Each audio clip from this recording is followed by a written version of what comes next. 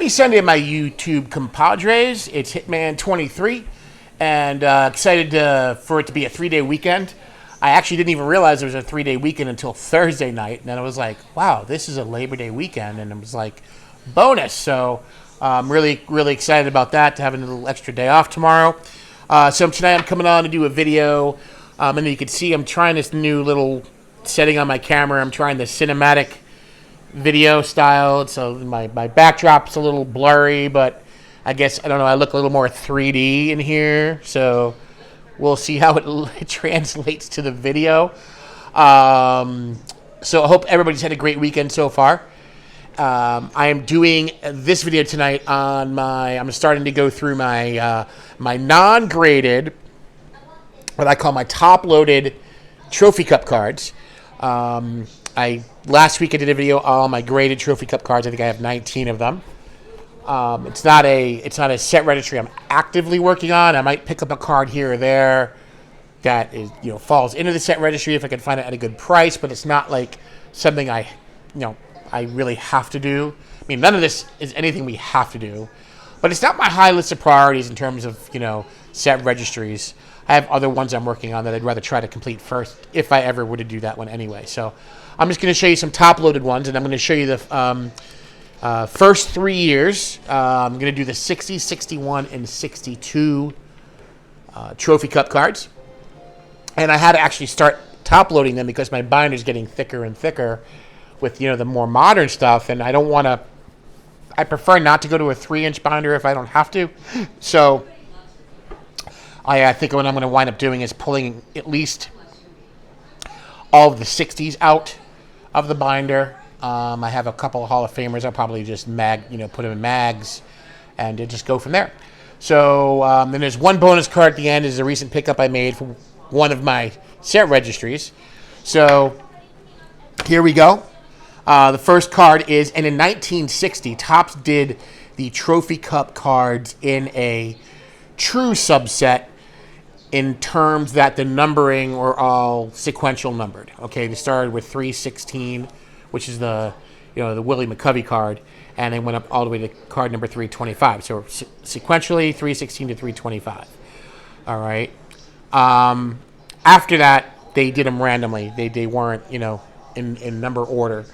So this is the only time they did it. So first card I'm going to show you is the card number 317, and it's of famous Red Sox Pumpsy Green. Great name.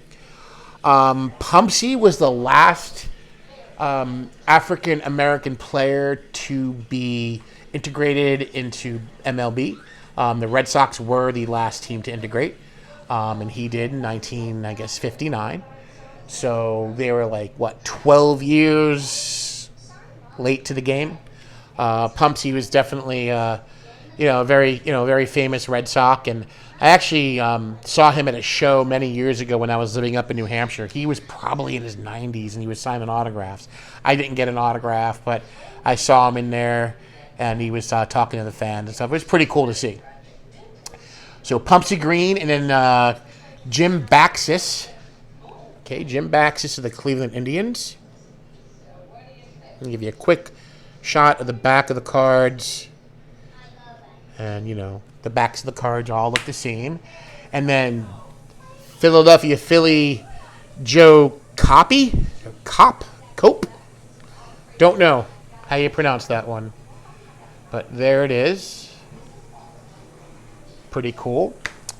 Baltimore Oriole Willie Tasby. And it looks like this cinematic shot looks like it focuses in on the facial features. So you get to see my face in a much better, I guess, in much better fashion, which is kind of a scary thought. But there's the Willie Tasby. I like the color combination on that card. And then Ron Fairley. He had a pretty solid career for the Dodgers, the Expos. I believe he played at the end of his career. I believe he played for the A's, the Brewers, I believe. But he had a fairly decently lengthy career. And if you can see Ron Fairley, I'll get him closer to the camera, and maybe that'll focus in on his face. a little bit. Johnny Romano from the Cleveland Indians. Shout out to Reindeer Studios. No, it's not a Don Mossy, but it's a Johnny Romano. And then brother of Hall of Famer Gaylord Perry, we've got Jim Perry. All right. There's that. And then the last card of the series is Jim O'Toole from the Cincinnati Red Stockings. So that's it for the 60s, guys. Let's jump to the 61s now. All right. So the first one here is Julian Javier. He is the father of 80s player Stan Javier, who played, I believe, for the he played for the A's. I know that. He may have played briefly for the Yankees, or he was signed by the Yankees and traded to the A's. But yeah, he was a player in the 80s, Stan Javier. But this is his father, Julian or Julian. It's a nice card. I like that little posed action shot. I like the trophy up there on the corner looks nice. And we got Ron Hansen from the Baltimore Orioles.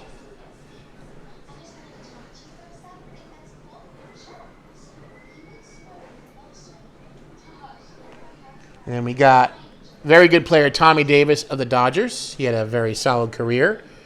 He played for a few franchises. I know he played for the, obviously the Dodgers. I think he played for the Royals in there somewhere. He may have played for the Brewers. I'm not sure, but he was, a bit of a journeyman, but a very solid player. Solid hitter. Very good. Tony Curry, I like that. I just like the photo on that card. Looks nice. Just like bright colors. Like the background's not too washed out or anything. That's a nice looking card. Tony Curry. Another Philly here. We got the Jim Coker. Don't know who that is in the back, but he's wearing number 29. Don't know if it's a coach or if it's another player. We got the nice 1961 Jim Coker. And then we got the last one, second to last. We got the Chuck Estrada. Now, this card, not a great card. The photography on that card is not, to me, a great job. Not a great photo. The background's way too dark. Just not a aesthetically pleasing card. IMHO. So, but nonetheless, it's a trophy card and it belongs in the set. So, there we go. And the last card I have for the 61s is the Dick Stigman. Again, nice bright action shot. Yet another Cleveland Indian. And see if I can get that to focus a little bit better. This may be the first and last time I try this cinematic view. Just wanted to give it a shot. Now we're going to move to the 62s. Okay, the 62s, I have J.C. Martin first. J.C. Martin. Chicago White Sox. A nice looking pose card there. If I go back, maybe it'll focus on the card more. But there's that nice looking card. Got Jake Wood from the Tigers. I like that one a lot. Nice pose card. Nice, pose action shot. Good background. I like the background when it's bright. The player really pops off. Trophy offsets the card very nicely. And then here's one of the, headshot cards that run aplenty in the 1962 top set. Not a big fan of that. No hat, just, headshot, kind of boring. But the sky behind him looks beautiful. Look at that sky. It's just gorgeous, right? Those cumulus clouds, those fluffy cumulus clouds. Here's a nice one. Lee Thomas from the LA Angels. And a great, nice stadium shot there. It's a nice stadium shot. Don't know what stadium that is. Maybe I don't know. I know a lot of photos were taken in New York, and it could be Yankee Stadium.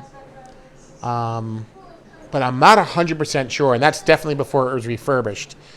Because Yankee Stadium was fully refurbished between 1973 and 1975, so could be Yankee Stadium. I'm just looking at that. That's left field, and it's hard to tell. It's hard to tell. I can't see if the facade. If the shot of the facade was there with the white picket fence, then I would know, but I'm not 100% sure on that. We got Floyd Robinson, another White Sox. Yeah, it's a nice photo. It's bright. Got some players in the background doing their thing. Got the trophy in there. So, Don Schwal from the Red Sox.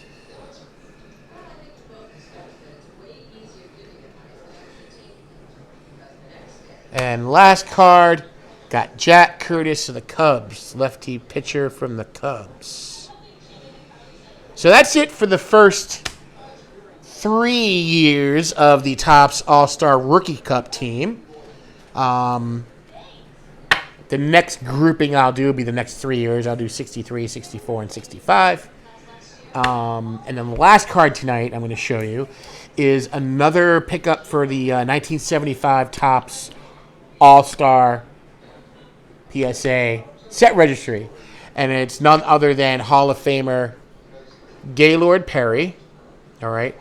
In the beautiful 1975 Topps design. And it's a nice looking card of Gaylord. 1976, he would be pictured as a Texas Ranger. So that was the last year he was on the Indians. It looks like he played for the Indians from 72 to 74.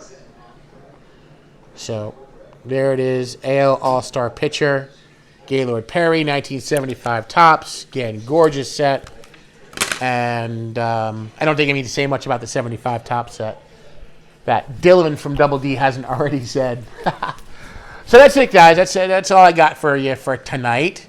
So hope everybody has a nice day tomorrow. If you're off, enjoy it with your families or whatever you're going to do. Go to the pool, take a ride, have a cookout. Just enjoy it and relax and, do your thing. Look at your cards. Watch some baseball. All right, I'm going to take off now. Everybody have a great night, and may the cardboard God shine out upon each and every one of you. And I'll see you in the next video, guys. Take care. Hope everybody stays safe and stay cool. Bye.